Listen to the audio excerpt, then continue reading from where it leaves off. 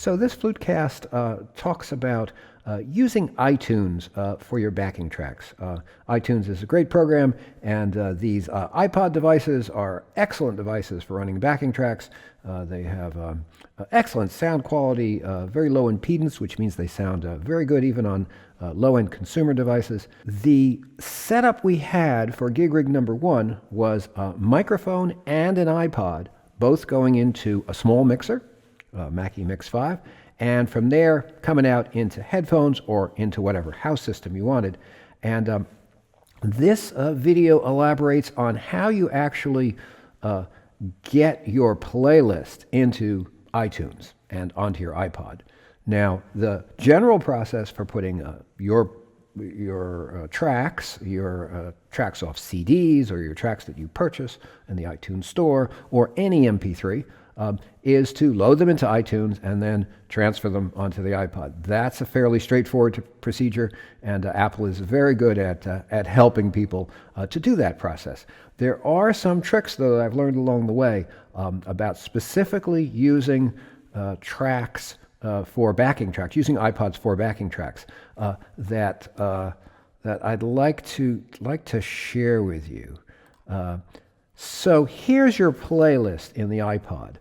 On the left, we see my tracks, and one of the problems that I encountered was that the names become too long. Because what do I have for a name? Well, I have the name of my backing track, but I also have the key it's in. I need to know which key flute to use. So this first backing track, Glasgow, has a little vertical bar at the end. This is the way I name them. And this one says it's in A minor. And it also has a code. B tells me, the B tells me it's a good backing track. The P tells me it's a good performance track. I have other codes like Y. If you look down at Grace, you'll see it's YBP because that's also good for yoga. Okay? And at the end, it tells me how long it is. 3 minutes versus down at Grace is a 24-minute track. And that gets into something that is an issue with the iPod. You can't simply click a loop button. Many MP3 players have the ability to loop a track continuously, go back from the end to the beginning, and that can be cool for playing, let's say, in a yoga session where you want to play for an extended period of time, but you don't know how long. So you can't do that with the iPod. So what I've done in an external program is I've taken tracks that are amenable to looping, that have a repeated phrase, and I've looped them in a program like Audacity. In a digital audio workstation, there's lots of them. I actually use Reaper, which is an excellent program. It's like Audacity, but it is actually, I think I paid $60 for it instead of Audacity, which is open source and free. So I've modified these backing tracks, one, to loop them, and two, to pitch shift them. Notice I've got two versions of Glasgow, one for A minor and one for G minor. A minor and G minor for my A minor and G minor flutes, but notice the G minor says G minor minus 10. I've actually, my G minor flute, when I play it especially in quiet settings, it's about 10 cents flat, which is perfectly fine. I just dial down the backing track by 10 cents. I've already dialed it from A minor to G minor, so I've already changed it 200 cents. 200 cents. Now I've actually changed it 210 cents. No problem at all. So the second track is for G minor, 10 cents flat, and it's also a 3-minute track. These names are set in the MP3 file. Very easy to set these names. Any program that edits, called ID tags, MP3 files have ID tags in them.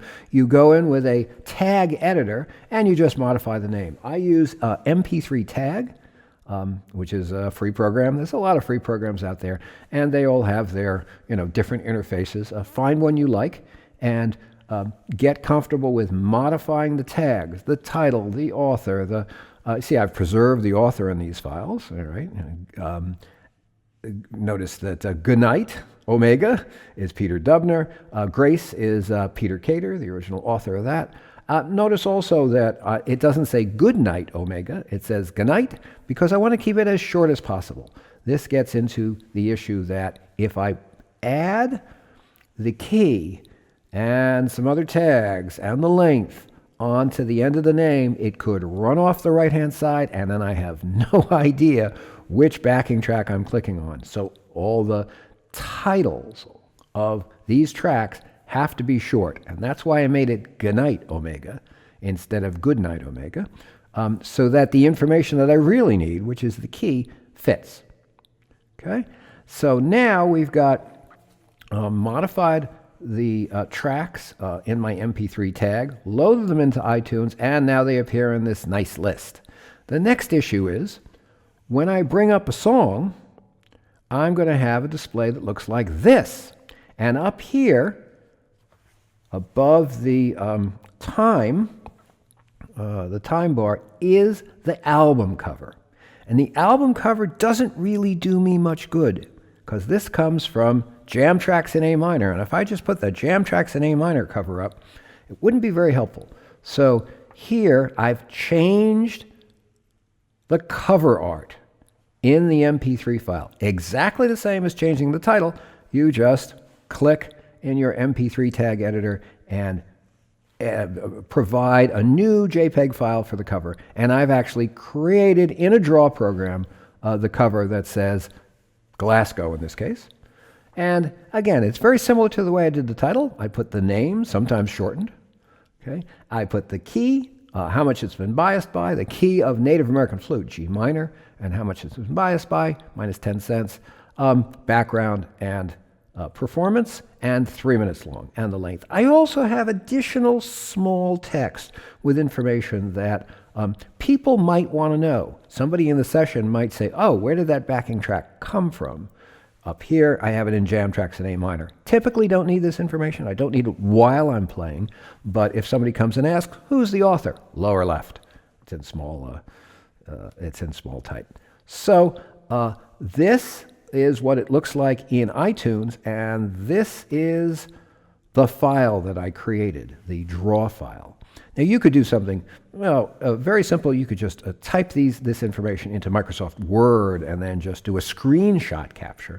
That'd be perfectly okay to produce a JPEG file, just as long as you can see the name, big, bold type when you go to play the file. That's what it's going to look like on your iTunes, your iPod player. So that's it for this Flutecast. We'll go back to doing the gig rig. Gig rig number 2 is coming up next. Bye now.